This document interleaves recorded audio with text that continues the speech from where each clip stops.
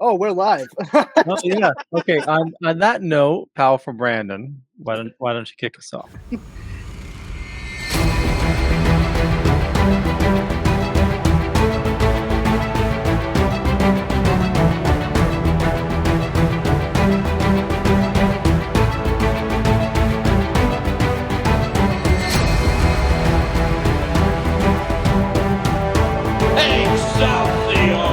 Hey, everybody, welcome to Comics Paradox, where we'll be talking about alternate reality stories. This week, we will be covering What If number 13 from 1989, which is What If Professor X of the X-Men, that is Charles Xavier, had become the Juggernaut.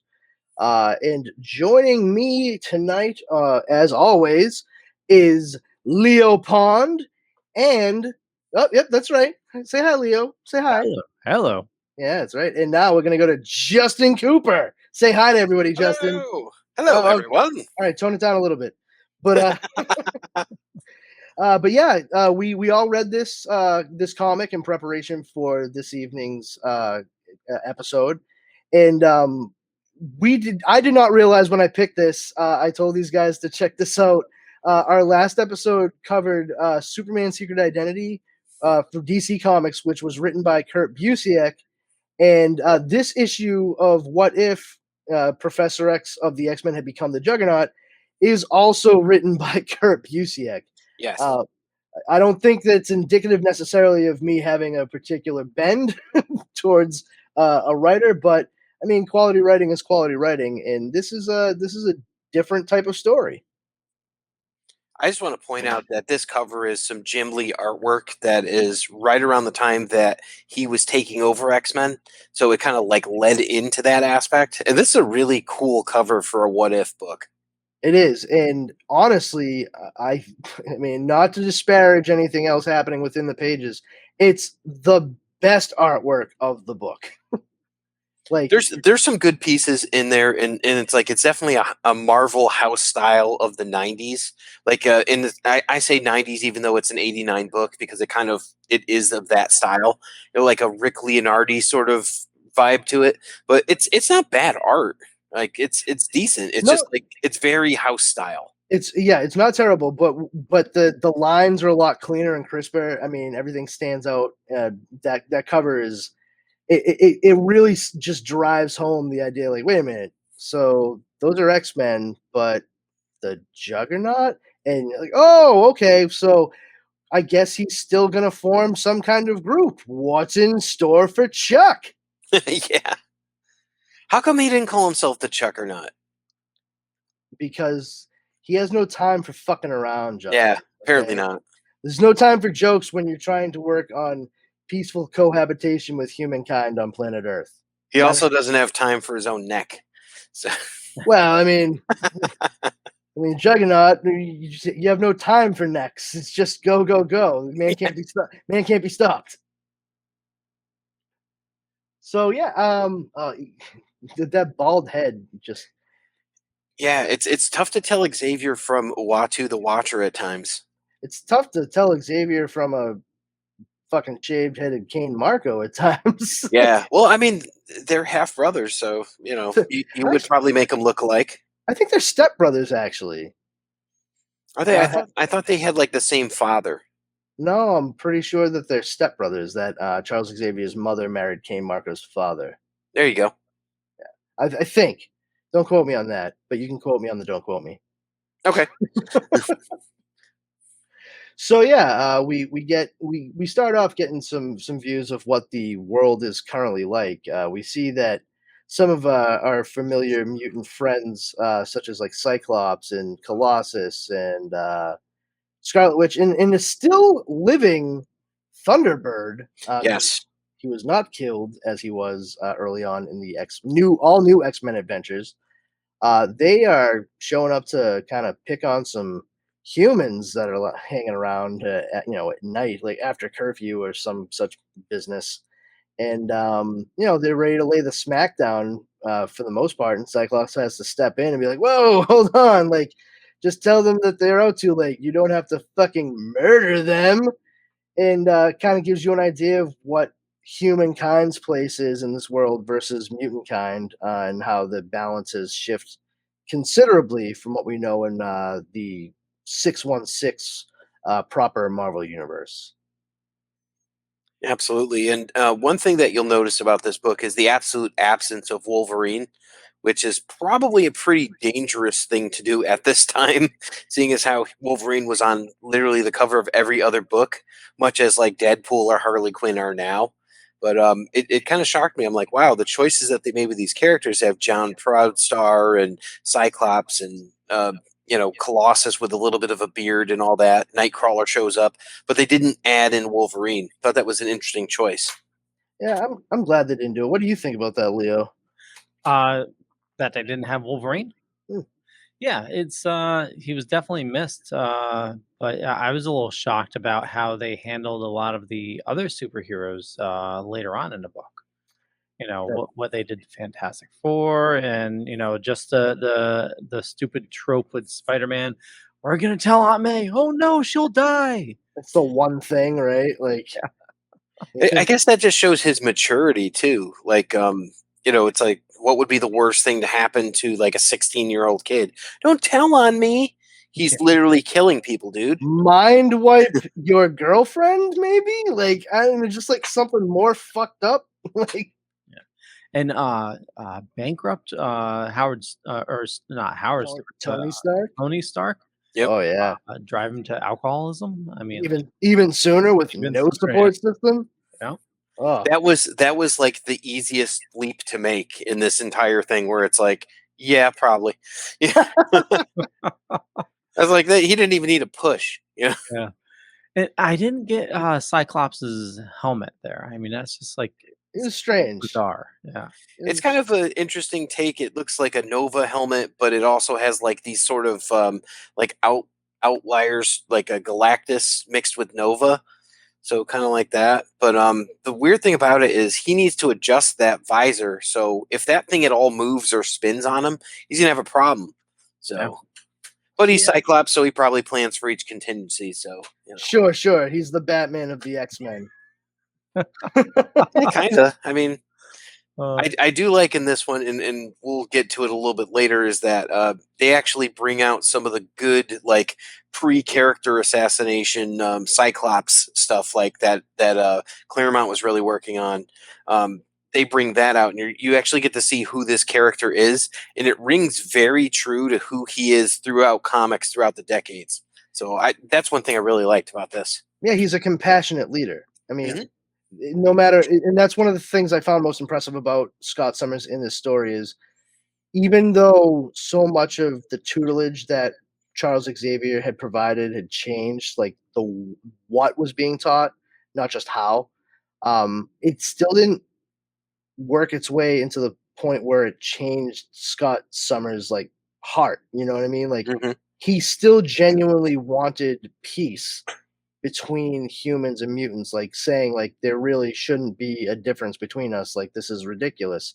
And even in this instance where they're the ruling class and they can do whatever they want with impunity, he's still trying to corral in these mutants that work for and with him and say like, listen, you can be an authority and tell them like to follow the rules, but to go past that, you're gonna become monsters. Don't do that shit. You're gonna be just as bad as they were when we were the ones that they were subjugating. So don't be that guy.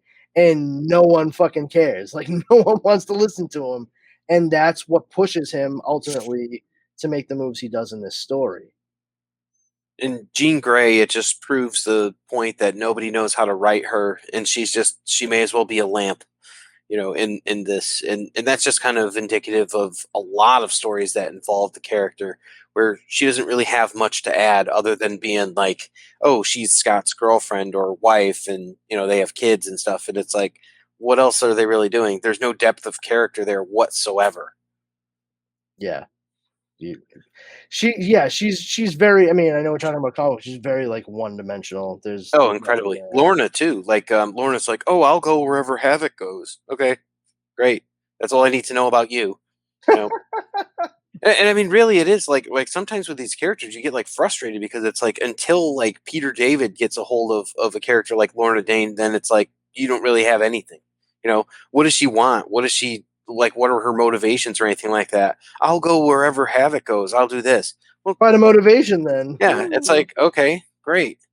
You know, and similarly with Jean Grey, it's like she's at least, you know, like the second most powerful psychic entity on the planet, had the Phoenix Force. Do we know that she had the Phoenix Force because of this?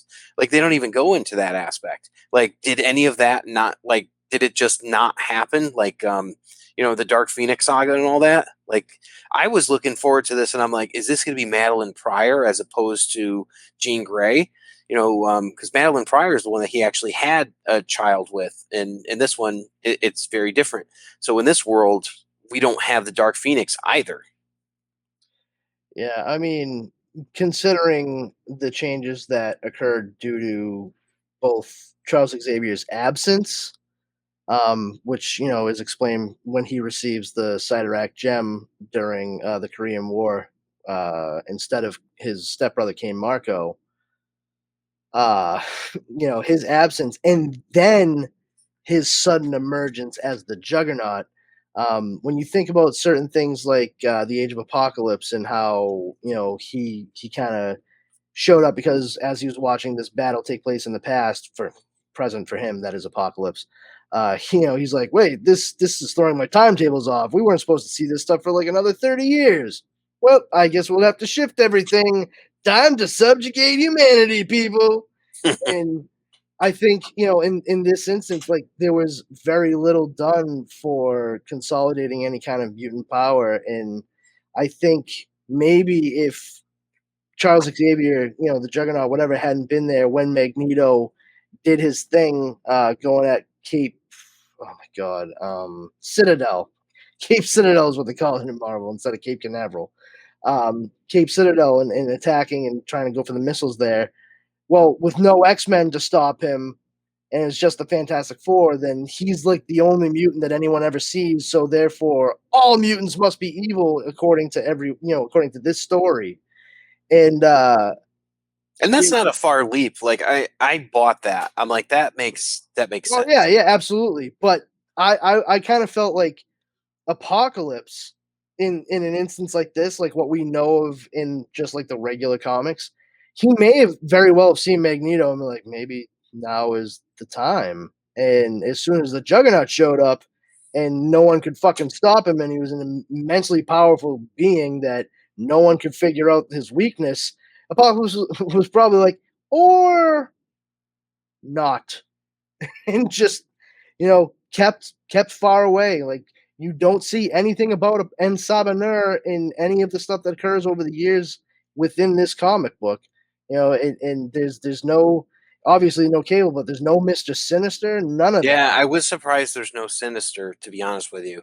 Like, yeah. I was looking in here and I'm like, are we going to see Sinister in the shadows or something? Because that's even like, if you go to like the 2012 or 2015, they had Secret Wars, right? Oh. And even then, you had Sinister scheming behind Doctor Doom, who became like God Doom. You still had Sinister scheming. So it's something, it's always going to happen. And I'm like, if he was here, that would have been such a cool little thing where it's like, oh, he's here and he's going to lead the resistance against Xavier, and I thought that would have been fun too. Yeah, but and that's fine. I mean, you can still. The fun thing about What Ifs is, even when you get to the last page of this issue, it doesn't mean some of that stuff still can't happen. Mm-hmm. Especially considering what occurs within the confines of this issue. You could make a case for that occurring after everything we read. You can make your own headcanon. That's the fun of these. Oh, look, the coloring. Cyclops' costume in the upper left panel of that page because it's supposed to be blue and yellow. I do like how we see Firestar here, like getting punched out by Scarlet Witch. So Spider-Man and his amazing friends and all that. So she was a mutant. That's kind of cool. Sauron is here. Mesmero, the Vanisher. Another really interesting thing is I thought the first read through, I thought that was Puck, but it was actually Beast until you get to the end. I'm like, why is Puck here from Alpha Flight? And I'm like, oh, it's Beast. That's Hank. Like, he just looks like Puck.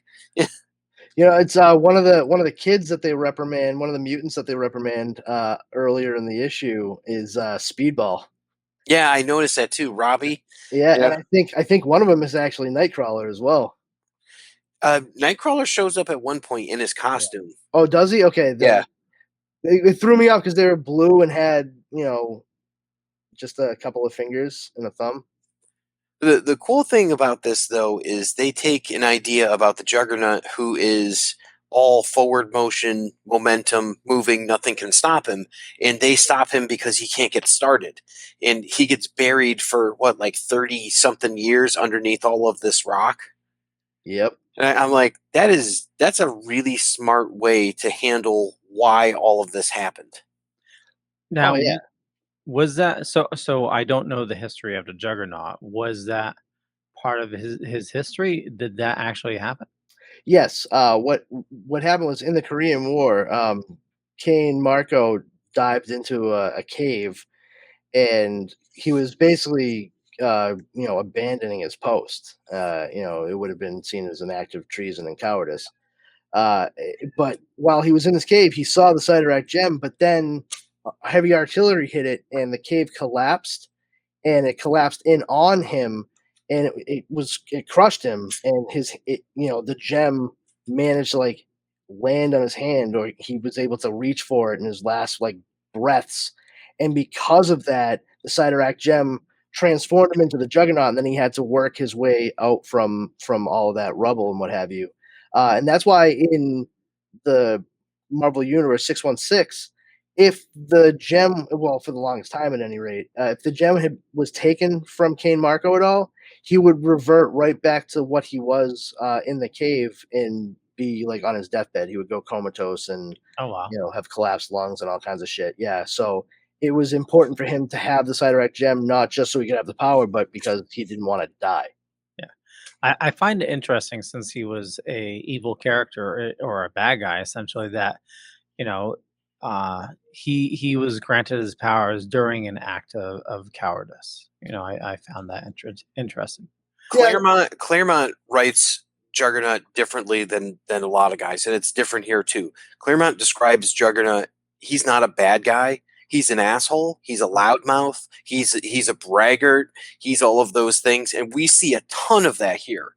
But he's not an evil person. He'll rob a bank, but he won't just kill a guy. Even in this, he's not a bad guy, and not just because of the virtue of the fact that we've juxtaposed and had Professor Xavier as the main antagonist.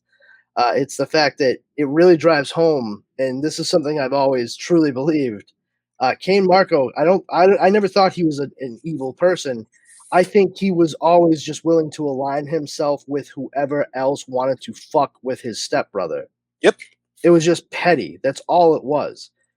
He honestly and he's a hedonist. Yeah, he didn't give a shit about mutants, and not even in a bad way. Not fuck mutants. He was like, I don't care about mutants. I'm not gonna fuck with them, but I am gonna fuck with that mutant because he's a dickhead.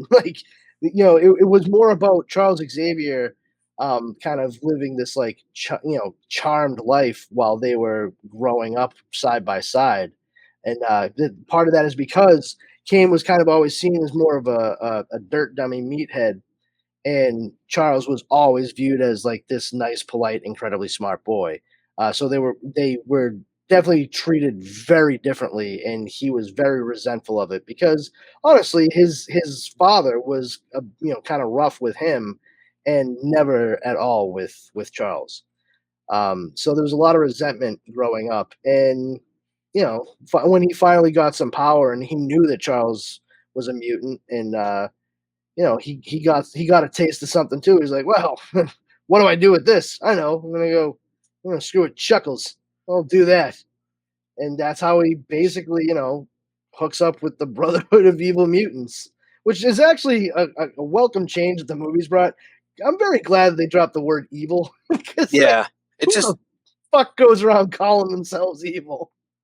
nobody wants to see themselves as evil. I mean, and Magneto doesn't see himself as evil. And No. in this version of Magneto that we see here is pre X-Men 200, where he was like actually de-aged, and then he like lost all his memories and stuff, and that's how they worked on getting him to be like an actual character that was more of like a gray area like anti-hero. So from like Star Wars, it's from a certain point of view. Yeah, sure thing. It's all subjective, or yeah. Now, how familiar with like Juggernaut stories are you guys? Have you ever read X-Men 217, where Juggernaut meets Dazzler? Oh, no. Okay. All right, so another good example, like he didn't want to necessarily kill Dazzler, but Dazzler's like, "Oh, I'm a superhero, so I've got to fight the Juggernaut and all that." She bumps into him with her car and all that, and they're out in the middle of nowhere. He's a huge fan of Dazzler because she's like a disco musician. Yeah, she's a disco queen. Yeah, so he's like, "Oh, I got your records, everything like that," and she's like, "Back off, creep," and all that, and he's like, just trying to get like an autograph or something like that, and she's not having any of it. That's Well, kind of a dick move on her part.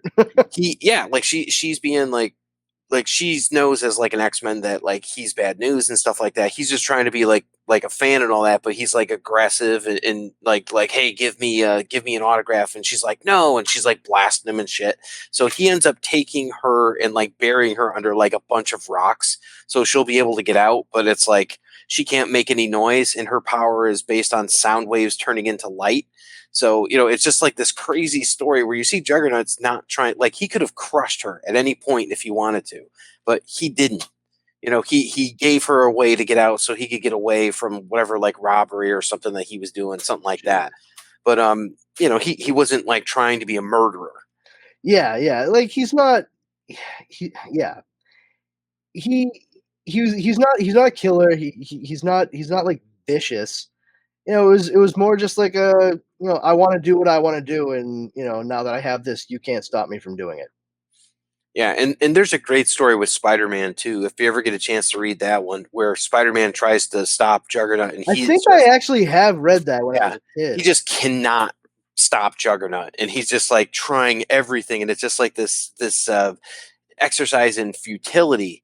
And I mean, at the end of the day, it's like, how does Spider-Man commiserate with the fact that he's just out of his freaking league and he's just trying to, save the day, and he cannot? Well, I mean, just quip your way through it, I suppose. Just as best you can. Just just be satisfied with the fact that you can swing through the skyline of New York City with all of your superpowers, cry yourself to sleep while thinking about your hot redheaded supermodel girlfriend. I guess he does have a pretty good life. I have a hard fucking time feeling bad for Spider-Man ever. like, oh, I'm sorry that your parents died that you barely remember, but then also your father figure was killed because you were an irresponsible shithead. Whoopsie. Like I'm sorry. Like that sucks, dude. You did it though. Like at least Batman. Like I can say this much for Bruce. There was nothing he could do to stop his parents from getting killed. Peter Parker, if he had just not been a dickhead for 2 more seconds, his uncle would probably be alive. That's character growth for you too. That's one of the interesting changes. I wouldn't go that far. I wouldn't say that's character growth. It's certainly a raison d'etre for him, but there's really not much past that for a very, very long time. That's it. It's just guilt and constantly worrying about whether or not his Aunt May will find out, and still whining internally about all the things he has to do. So you're suggesting there should be a what if Spider-Man was not a dick? Yeah, I mean, what if Spider-Man was not a fucking whiner baby? We already have that. It's Raimi Spider-Man. Oh yeah.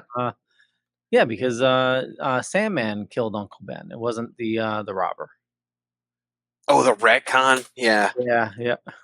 But Uncle Ben was still out looking for Peter. That's why he got killed. Yeah. Okay, well, fine then. I'm sorry. Peter. Wait. You're suggesting that a teenager be responsible for their own actions? I mean, come on, this is heresy. My kids are all asleep, right? Yeah, Okay. it's how it worked in my fucking house. I don't know, man. I don't know what it was like for you guys growing up, but yeah. Regardless of all that, yeah, Spider-Man up against Juggernaut. That's a hell of an uneven match. But speaking about making sure that matches stay uneven, this particular Juggernaut, powered by Professor X's telepathy, is particularly and brutally effective with just nullifying any opposition to him whatsoever. Yeah, and I got a little confused about that because I thought they said that during his time he couldn't really build up his powers, but yet his telepathy and mind reading skills were quite powerful. Oh, you know what? I don't think I caught that. Unless I read it wrong. His powers manifested by the time he had enlisted into the army, so he definitely had them at that point. Yeah. What we're missing out is while he was in the cave after his stint in the war is when he met up with like Eric Lenscher and Magneto, and so that's like that whole point after that. Juggernaut's powers are based on momentum. Like he always has strength, and he always has the invulnerability and all that. But like his like forward momentum, that's supposedly can't be stopped. Until we get to like Onslaught and all that in the '90s, who literally just hits him across the Atlantic Ocean. I remember that too. That splash page. That was a bad one because it's like, oh, who's this guy? Post. Oh, wow. And then it's like Onslaught shows up, and it's like, yeah, he just wrecked the Juggernaut. Yeah, it was impressive. I'll say that. I mean, I wish the rest of Heroes Reborn had been, but it is what it is. The art was good. Also, Jim Lee cover on the Fantastic Four book. Yeah. Rob Liefeld did a lot of good work on that. You remember his Captain America from that bullshit? Holy hell. Muscles on muscles on muscles. Yep. You too can have a pectoral muscle that has a bicep for some reason. I got to tell you, I am and have been critical of a lot of like Liefeld art and stuff like that, but there is probably a lot more of his Marvel stuff and like stuff like Hawk and Dove and all that I really enjoyed. So as much as like I say that he's got like a lot of bad art out there, I like stuff right that there, he did as well. Real quick, Leo, at the bottom of the page on the left, in Korea, Xavier's mental powers keep him aware of events as they transpire. So he was definitely able to sense what was happening in the outside world. He might have just, not had time to work on the stuff like the way that it had gone for a while too, was that Magneto, Eric and Charles actually kind of helped each other with figuring out how to like hone their powers a bit more. So maybe that's part of the vital process in that frame of time that would have enabled him to be super sharp initially, but considering once he got out, he probably was able to develop at a rapid pace. I wouldn't be surprised because he did develop Cerebro as well. Yeah, with Magneto's help initially. Yeah, so but at least that was the retcon story. Yeah, but he did. But I'm saying, like in this book, he has a Cerebro that he uses. So I mean, so this is where I took it from, and actually rereading it now, it could be taken either way because underneath that, but he is too far away and robbed of years of training. His powers are too weak to do more than watch and horror. Yep. So that's him at that time. Yeah. So yeah. So once he actually had like minds around him that he could like read and rifle through and kind of practice all that stuff with, it makes sense that he'd be sharp. And also, he can do it to whomever he wants at any point in time because he's the fucking Juggernaut. Like, who's going to stop him? Yeah. So, guys, that part with the Fantastic Four, where the Fantastic Four showed up to chase off Magneto, do you think that there is legitimately any difference between how people see the Fantastic Four and how they see mutants? Yes. I'm not so convinced of that because it seems like they're kind of one and the same in this circumstance. Well, they were astronauts, though. You have to understand they were made, for lack of a better term, they were made celebrities. Yeah. By virtue of the era, the period in time that they came about. I mean, the whole thing about them being astronauts for an experimental flight and then developing these powers. I mean, really, when you look at it, the only one of them that ever really had any issues with fitting back into society was Ben Grimm, because he looked so monstrous. But otherwise, everybody loved Reed, John, especially Johnny and Sue. So I think they saw them as like sort of Americana, like American superheroes, like something that every American could become if they just worked hard and got their own experimental space plane. But with mutants, it was this born and bred thing, and because it wasn't as easily digested as, Space Team gets bombarded by cosmic rays and gets powers. Like, this is like, oh, they're born with them, but like how? But why certain people and then not others? How come this kid has it but his sister doesn't, or vice versa? And then you get to the point where the mutations start to become more than just power manifestations, but they could be physical manifestations. We use spikes, beaks, so on and so forth.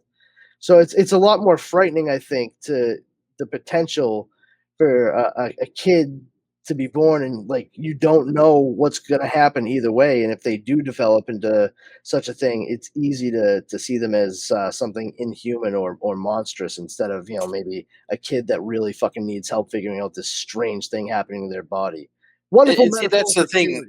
That's the thing that Marvel does a lot too. And then they tried to, when they sold off the movie rights for X-Men to Fox and all that, they tried to shove the Inhumans down our throats. And it's like, that's a good story for a foil for Fantastic Four and all that, getting into that, but it's not a substitute for mutants. And it never has been and never will be. Like, Black Bolt is as interesting as his stories will allow, and then you move on because he's not that compelling of a character, actually.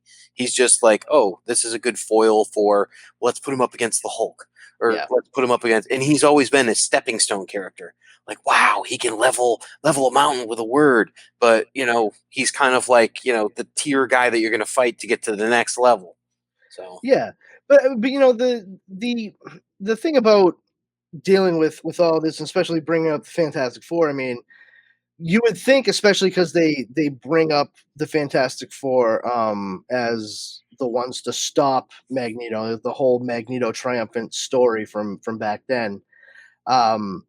And Charles Xavier uses his telepathy to combine, the minds of Reed Richards himself, the research he had done on trying to help Ben revert back from the Thing, Doctor Doom, Morbius, and I think that's either Bruce Banner or Hank Pym. Are you sure it's not Dr. Peter Corbeau, the astronaut scientist? I don't know. I was thinking Hank Pym, to be honest with you, just based on it. Okay, yeah, Hank Pym. That I figured it had to be one of them. But to combine like their thoughts, like to read all of their minds and be able to discern and disseminate all of the info he would need, and then just creates a fucking spray gun and just takes out the mutates known as the Fantastic Four, and none of them have any powers, and Ben Grimm is completely normal again forever, and that's it. Threat gone. Adios. You're done. Does Sue Richards even have any lines in this? No, I don't think so at all. Yeah, nothing. And then he does the same exact thing to everyone else. He does it to Bruce Banner and Matt Murdock. He drives Tony to early alcoholism by bankrupting his company. He threatens Spider-Man with telling Aunt May that Peter Parker and Spider-Man are one of the same. Oh no, that'll kill her. And what is it? Oh yeah, and he shrinks Giant Man and the Wasp into submicroscopic space like forever. Captain America stays frozen. Thor is in Asgard.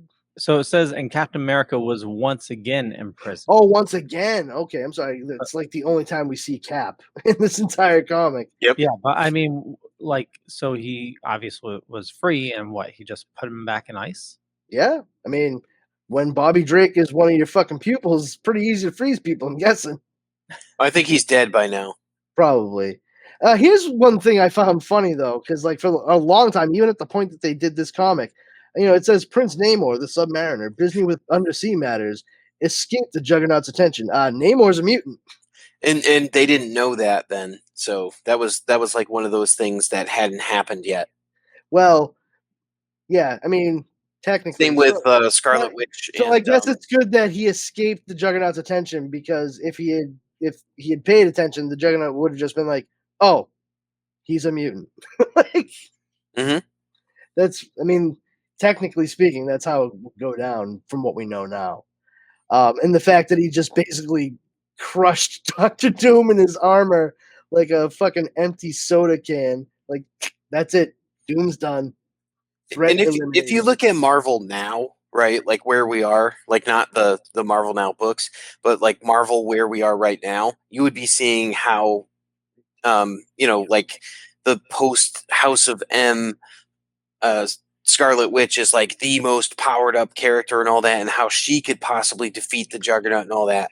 And I like that this doesn't buy into that garbage, because I think that's a crap storyline, like making her this huge, like almost all powerful MacGuffin. It's like, okay, so the Phoenix Force was this huge thing, but all along Scarlet Witch has that. I just don't buy it. I thought it was Agatha all along. Yeah, it should have been. It would have made more sense. So, I mean, I don't mind them kind of playing with Scarlet Witch's powers and kind of the whole Nexus being thing. I didn't mind House of M, but once again, I also, I get a hard on for alternate reality stories. So. I like House of M. I don't like the idea that Scarlet Witch is supposedly like the most supreme powerful being in like the universe. I don't buy it. Okay. And if you look at things like the Ultimates, where literally she was killed in like the first episode or the issue, it's easy to think of that as episodic, though. Yeah, no, I could definitely see that, because it reads like a reality show, that Ultimates 3. But I like in this one, it's like she's just down to earth, and it's like this is like right before she gets into Force Works in like the Marvel universe. So it's like, okay, we're still playing up that they don't even know that they're supposedly Magneto's kids, and you've got Quicksilver and Scarlet Witch and all that. Yeah, fair enough. There's your Nightcrawler again. I literally was just going to say it. I just wanted to bring up, there's a ton of characters in this, and I do have the wiki up. Ooh, cool. So the Renegade X-Men are Colossus, Cyclops, Quicksilver, Scarlet Witch, and Jean Summers. Fantastic Four, obviously, Thing, Human Torch, Mr. Fantastic, Invisible Girl. Juggernaut's X-Men is Unis, Thunderbird, Magneto, Kane Marco. Magneto's Brotherhood of Evil Mutants is Toad, the Blob, Beast, Angel, Nightcrawler, Iceman, Bobby Drake, and his death. Also for Juggernaut's X-Men, Callisto, Mesmero, Mystique, Polaris, Caliban, Pyro, Havoc, Banshee, Changeling, Sauron, Sunfire, Frenzy, Vanisher, and Mastermind. The Buzz Boys are Cornea, Bubbles, Topper, and other unnamed Buzz Boys. Bubbles, huh? Bubbles. That's definitely Speedball, man. I'm telling you. It's absolutely. The Summers family was Rachel Summers, Christopher Summers, and Philip Summers.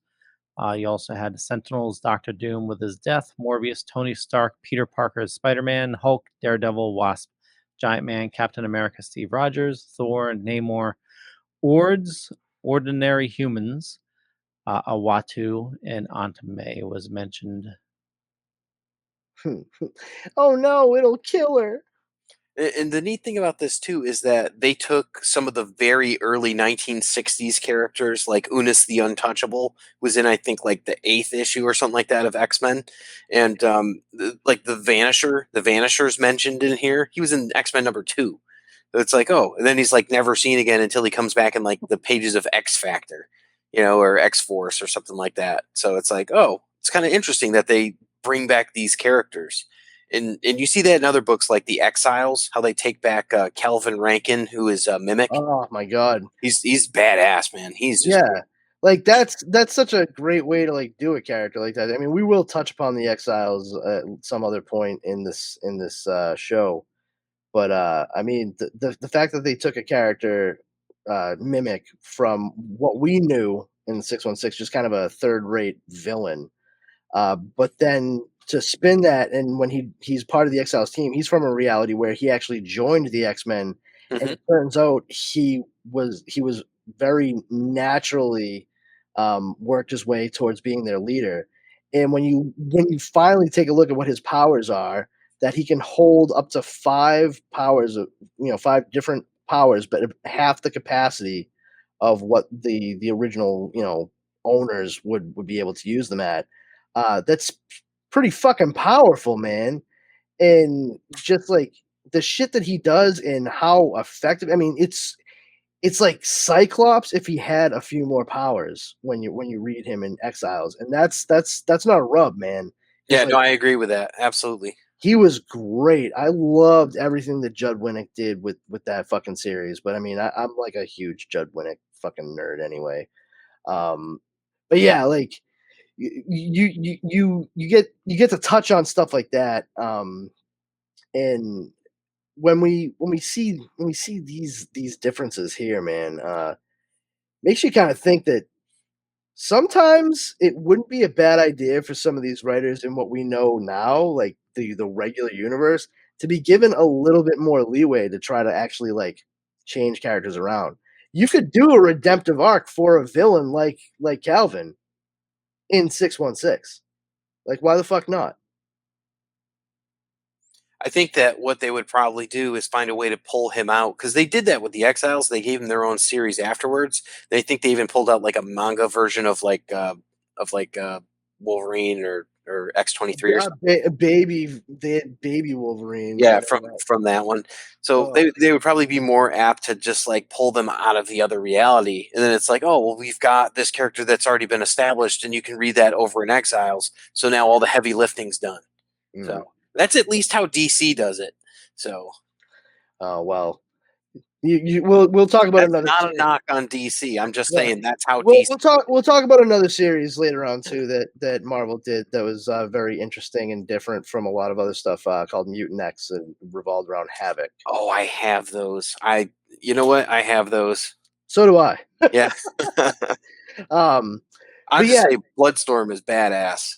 But it's always interesting reading X-Men stories and what have you, and just seeing how much the Summers boys really come to the crux of what the matters are. And I always feel, because Scott was always like the star pupil, he just makes so much sense as the one to butt heads with Professor Charles Xavier. Even in a story like this, where it's very self-contained and very different from what we know, Scott Summers is still the one to step up and say, like, no, you're stepping over lines here. You're out of bounds, and we can't keep doing it like this. I mean, we saw very much that same kind of shit play out fairly recently in the comic books, and I think for a lot of us, it was kind of great to see, because Scott Summers really deserved as a character to step out from, Professor X's shadow and really set himself as the leader of the X-Men. Because, Charles goes back and forth too, though. But Charles Xavier is just as obsessive over his dream as Magneto, and that's something that wasn't really focused upon until the past 10, maybe 15 years. But the difference is with Charles has the dream, but Cyclops lives the dream. Charles is still involved with all this underhanded bullshit that gets him to, he has to get his hands dirty. Whereas Cyclops doesn't have to. He can live that out. So Charles has I secretly had this first team of X-Men that I sent off to their deaths at Krakoa. oh, okay, so I've got these files from like Destiny and all that, from these precogs that, we have all this stuff going on that can't happen, these prophecies, like all of that stuff is like underlying, whereas like Cyclops is like, we're going to help as many people we can, human or mutant, and it's like, oh, okay, well, he's actually living the fucking dream where, Charles Xavier is just like trying to, get these machinations to work, fakes his death several times, just puts his wards in charge of like, oh, here you go. Magneto's going to be your new master now. I'm going to go off to space. Okay. It's like there's just like all these weird things with his history. And it's just when you look back at Charles Xavier, he's less of a villain here in this book than he is in the actual series, like as you go forward, including like even now, like with the stuff with Krakoa, where he's like killing X-Men and bringing them back to life in some weird sort of MacGuffin thing. So it's so convoluted. X-Men like is so different than like any other book, because it's like if you try to actually piece it together, it's like, but they just did that, yeah, but now it's like this. It's like, oh, So it's funny you mentioned that about Charles being more of a villain in continuity. I have not read that much X-Men. And what I have read for splash pages, in reading this, he was much less of a dick in this than yep, he has been in other stories. spot on, man. Yeah. Spot on. Like, Yeah. like you get to the point at the end where he's like, I don't care about my ideals. I'm going to kill you and snap your neck. It's like, okay, that's the one time in here that you've even said anything like vaguely aggressive towards a mutant. Everything else is like, oh, it's okay. We're going to do this and all that. I'm the most powerful man in the world, but, we're going to, do this. Well, It's yeah. like, I mean, early on, he says, don't hurt them. They're just misguided, yeah. Yeah. It makes sense. And you also show kind of like your sycophant acolyte characters that always exhibit those. Mystique is always next to someone of power. Unis is always looking for that next chance. Like Age of Apocalypse, Unis is a central character in Apocalypse's vanguard there. Yeah, he's a high-ranking officer. And you've got Blob, you've got Sauron. These are Toad, perfect example. They're all there. Every single time they're going to be there next to the person that's going to get them what they want. And I mean, Kane Marco is kind of like that sort of as well in the comics, where it's like he's just looking for like a buddy or a friend or something like that, and he doesn't care what they're doing. And that's how he got in trouble with Black Tom, because Black Tom wanted to go rob banks and shit. So he's like, all right, well, he's my friend, so let's go do it. He's my friend. Why not? Yeah. That's that 1970s logic for you, But Juggernaut's a hedonist too. It's like he's going to do what he wants when he wants to. So he doesn't take it to like that like terrible like sort of level where he's just going to like kill people and like drink wine out of their skulls and stuff. Like he could if he wanted, but he's just like, I want to go to Tahiti, so I'm going to do that. And maybe that is because he's limited intelligence. Who knows? Like it's like Patrick, from SpongeBob. Well, it is interesting to note, though. I mean, even with the longer history that we have, back and forth, up and down, peaks and valleys, between Scott Summers and Professor X, the similarities between what we've seen go down, and even in this one self-contained issue, and how they regard one another when there's a difference of philosophy and approach, it's exactly the same. Isn't it awesome to watch Scott Summers brood? Oh, I mean, he's so good at it. Why the fuck not? He's just like, he's like, is this Rodin's thinker? No, it's Scott Summers. What you doing, Scott? Brooding. Oh, okay. Oh, Scott's in his brooding chair. Leave Scotty alone. And they definitely left their kids like with Xavier too. So it's like I guess they kind of went into that again, where it's like, oh, Scott maybe not the best of parents. It's like, yeah, he left his interdimensional daughter and his like two psychic children and all that. He just left them in the care of the Blob's daughter. It's like, okay, are you ever coming back? No, you can't. Oh, what are you gonna do? Are you ever coming back? There's $20 on the fridge. Order pizza if you want. Oh man, but yeah, it was really really cool to see how Professor X, by way of the Cyttorak gem, kind of used both of those abilities, all of those abilities, to completely like take over the planet. One of the things that happens is like a full blown a second nuclear war. Because newsflash, in case anybody here doesn't realize it, we've actually already had a nuclear war on Earth. It was World War II. when nuclear weapons are dropped, that's a nuclear war. So they had a second nuclear war, a second atomic war, and it just threw all kinds of radiation into the atmosphere. And he once again used his telepathy to combine some of the greatest minds and ideas, and came up with these devices that he sent his leagues of mutants out with to scrub the atmosphere and environment of radiation. But in the amount of time that the radiation was in the atmosphere, it contributed to a huge uptick in mutant births. And so the population of mutantism grew exponentially because of the humans trying to take the mutants out with atomic weapons. And so they actually aided Xavier's cause in the long run. But he was so utilitarian about what he was doing, and it's frightening to think like that if Charles Xavier could not physically be stopped, like this is something he would easily be capable of doing. Yeah, you're absolutely right. And there is another story in the Exiles, as we were talking about that, where there's like an evil Xavier, and I mean he makes some moves there. So we'll talk about that more, I'm sure, when we review those, and we could almost do that in like story arcs. Oh, absolutely, absolutely. Yeah. And we might not even cover the second series they did because it was terrible. But yeah, this overall, I found this to be just like a fun one-off, and the fact that you can they leave it to the point where I mean, obviously, the Juggernaut can't be killed, so he's just going out into space, and we have Magneto making plans to finally set himself up as Emperor of Earth. You could, like I said, you could headcanon this. You could continue this story even, and you could have like a Planet Hulk situation eventually with the Juggernaut. Oh, yeah. And you could have a whole like kind of not idealized, not idyllic the way it was, but like you could have a realistic House of M type thing going on Earth as well. You could very easily see Magneto going down there and breaking it up into like mutant houses and shit like that.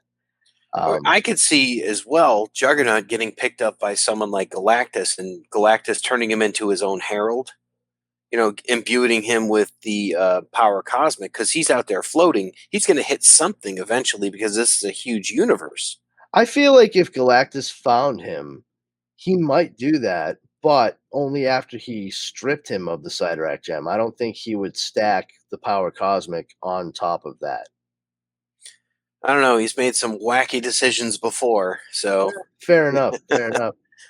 But yeah, like I mean, I like the idea of the Juggernaut floating off and landing, like hitting a fucking planet. And, he's going to, yeah. Yeah, but when he ends up there, it's like the same kind of thing as like Sakaar. He just ends up like, being this fucking dope ass gladiator, but he's like, they don't have the fucking technology to get my ass off this planet. Like, I mean, there's the Kree, there's the Skrull, there's the Shi'ar, there's like any number of these things, and I mean this is like, it's a huge universe. I'm sure it's going to take him years to get where he's going. If this were DC, he'd be picked up instantly and put in a science cell, by like a Green Lantern or something. Yeah, or they'd like send him to Yasmalt or something. It's like, and then he would go insane. Yeah, send him to Yasmalt, and then he ends up becoming the fucking head of the Red Lanterns. Good job, everyone. You're like, guess what? We just created a new friggin' Necron. Yeah, we're the best at being the worst. At the speed he's going, it's going to take him. I mean, well, you said years to get, hit something. It's he's going to be going years before he even leaves the solar system. I would think that as the Juggernaut, since he is still in motion, and you've got, was it your object in motion tends to stay in motion until it finds another object that something like that, and he doesn't have anything he's pushing off, I wouldn't be surprised if he's gaining momentum. Well, I mean, there's no resistance, no friction in space, so Yeah. I mean, Well, I mean, as he passes objects, the gravity will definitely, yeah, that's you true. know, pull him, and This is also what happened to Black Adam. I thought, like, he was sent like 5,000 years out, like into space or something, like so far out that it took him that long to come home. Oh, really? Yeah, that's at least the story that they tell, where it's like he was sent by So is the wizard or something. Is that like the reason why he wasn't on Earth for thousands of years? Yes. Yeah. Okay. Yeah, that's definitely like I mean, relatively new. I don't know how new, because before it was definitely not that. That was possibly like that was from like the DC animated at very least, where they talked about that. So Okay. I don't know if that was from like the Jeff Johns series or anything along those lines, but I was gonna say it sounds like something that would have come from like JSA by Jeff Johns. yeah, it definitely Which is not a JSA. bad thing. I'm not Yeah. knocking it. Just before that it was just he had been he was Teth Adam, and he kind of like came forth again because of the fucking scarab and yada yada. It was like a bit more magical in nature about how he came back. I dig the whole like red herring track Yeah. they sent him It's on. like he's cool. not here. He'll be back in 5,000 years. Yeah, Leave a message at the beep. yeah, exactly. He comes back. He's like, "Who touched my send?" Yeah. Oh man. But yeah, it's but this whole thing was really cool, and I find that some of these stories work best like with what this one did. It left you fairly open-ended with what occurred. You can kind of draw your own conclusions, and overall that is the most fun of what ifs. Like, we all ask ourselves those questions, like what if this, what if that, and you can bring this even further. So like we saw the beginning of what if Professor X was the Juggernaut. What other what if could that possibly lead to? How does that move forward? Just go nuts, choose your own adventure at that point. Yeah, infinite worlds with infinite possibilities. So yeah, And that's the fun thing about these one issue like self-contained stories. You don't have to worry about convolution with anything. Any ideas that you come up with that spring forth from what you read, you're not wrong. and does this predate Hulk Future Imperfect? I believe it does. Because it kind of rings notes of that a little bit too, but it's just like in how like Xavier handled all of the heroes of the world, and then you get into like Hulk Future Imperfect, where like Hulk has like the Maestro has a trophy room filled with like things from heroes that are incredibly. I know, I like, love that scene. yeah, it's just one of those things where it's like the George Perez art. It's like, man, did you guys like pick the best artist to do this? Let me see here. So this came out in 1990. Future Imperfect is 1992. too. Yep. No kidding. Okay, cool. Yeah. I mean, both very large characters as well. Yes. Yeah. And incredibly intelligent. I mean, like lethally intelligent, really. But that's a fun little alternate reality take too. Yeah, I agree. Future Imperfect. That is probably one of like the stories that's like a must read for like a comic book fan, is like Hulk Future Imperfect. You have to experience it. You have to digest the art. You have to get everything behind it and just be like, wow, okay, good. Let me devour this shit. Yeah, it is. It's excellent. It really is. And it has Wolverine. It's kind of in the manner of speaking. Yeah. Sure. Yeah, I mean, the Maestro is so shrewd in it, and I mean, it's now that you say it, like I actually do see a lot of similarity between Maestro and Charles Xavier. Charles is way nicer. Oh, he is. Yeah.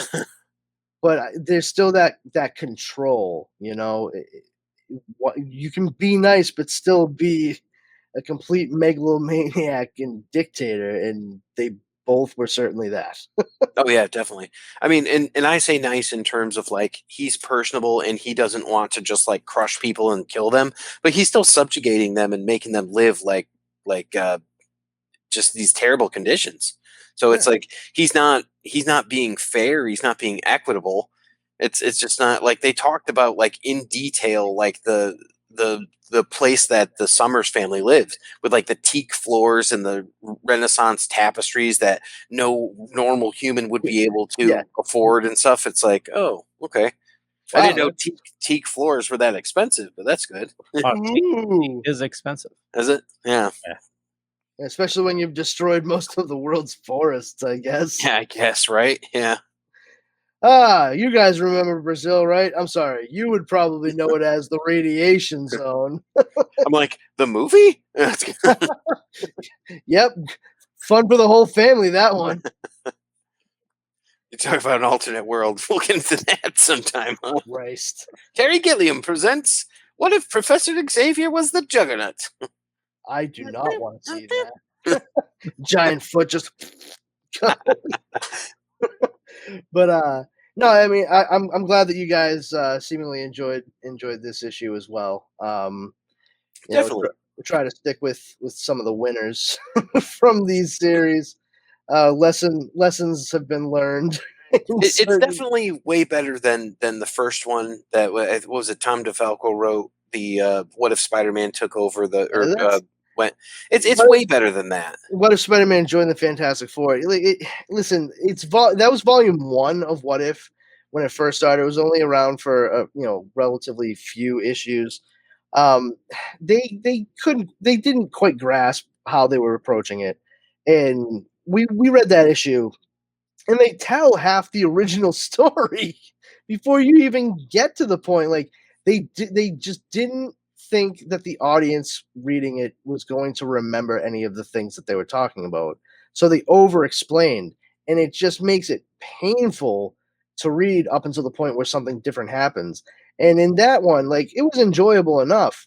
And it's interesting to see, like, Steve Ditko do Jack Kirby artwork. It's fun to see him draw the Thing, but when we start to get the differences in that, the juice didn't necessarily feel like it was worth the squeeze. Whereas they tried to tie in too many storylines with that one. Yeah, no, for sure. And then they try to tie something up, and they're like, and then the chameleon never became a villain. It's like, oh, okay, so his motivation was only that he was gonna try and be Spider-Man, I guess. Apparently, so. But by the time they got to the volume 2, when they restarted it in like 1989, they had a clear idea of how anthological they wanted to make it. And Uatu had a much clearer role at the beginning, maybe middle, and then definitely end of each issue. It felt more episodic, which is good. You didn't have to worry about anything connecting.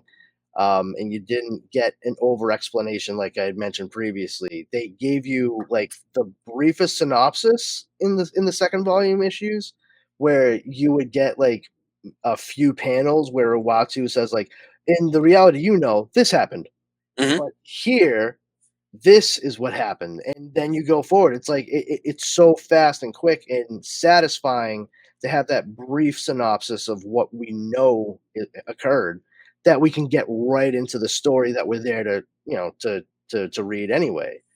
I don't need to get all up to the point where Peter Parker fucking has his flapjack breakfast, and but it was wheat cake breakfast.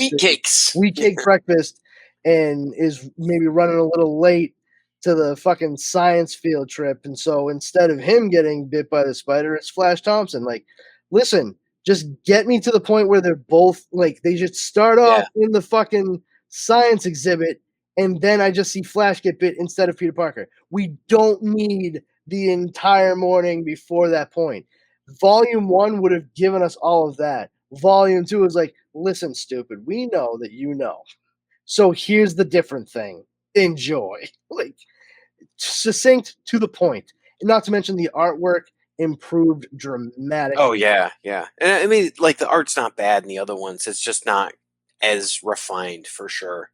No, like I said, I mean, you still got like Ditko doing like the first issue and shit. Like that's cool, man. But Jim Lee did the cover of the one that we just read, and like you said, it's good Jim Lee too. It's not like he just took a stamp of like the last time he drew Superman and put it on something. It's like this is like good artwork.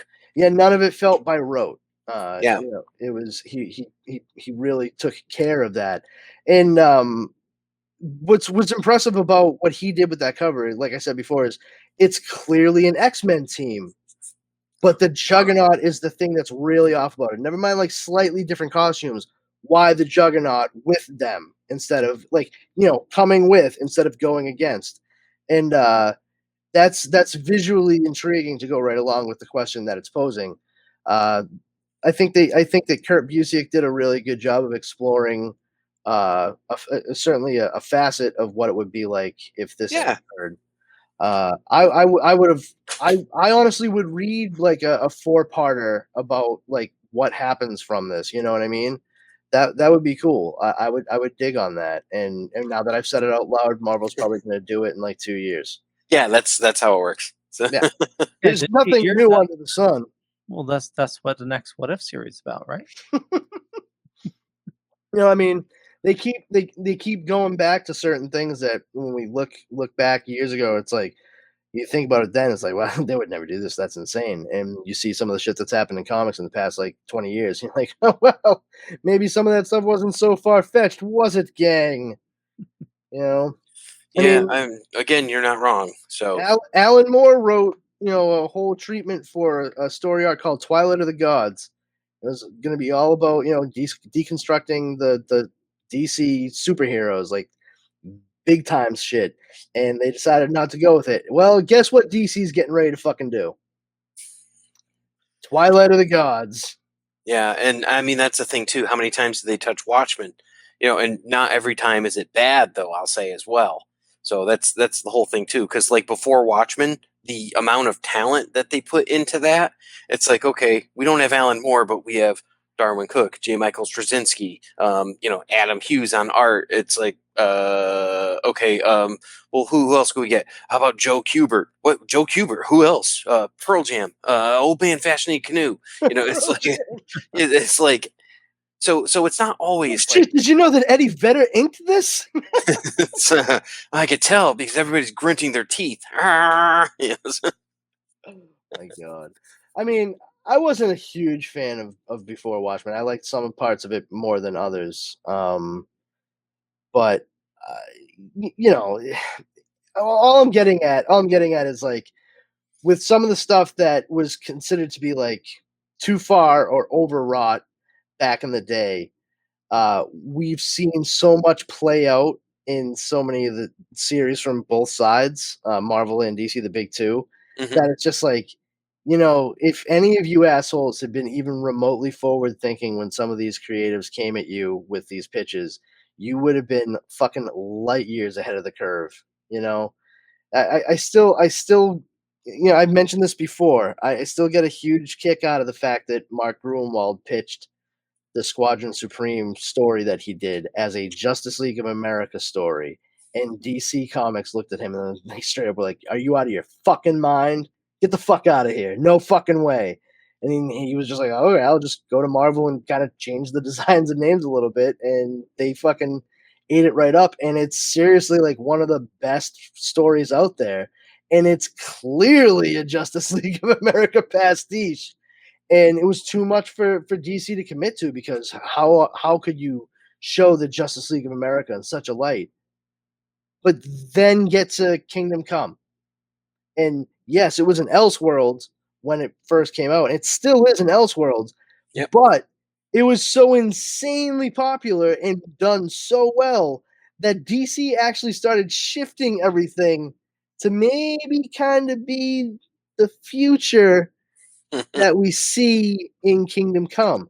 But and we have convergence. Yeah, but 20 years before, 15 years before that, no fucking way, man. Squeaky clean. We can't do shit like that. We can't get that dark or anything.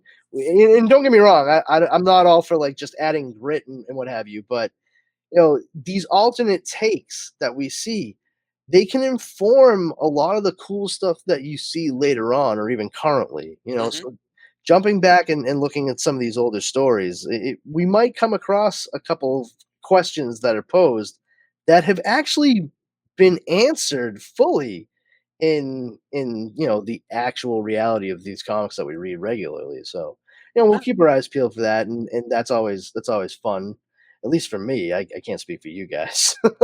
Well, Juggernaut does become an X-Men eventually.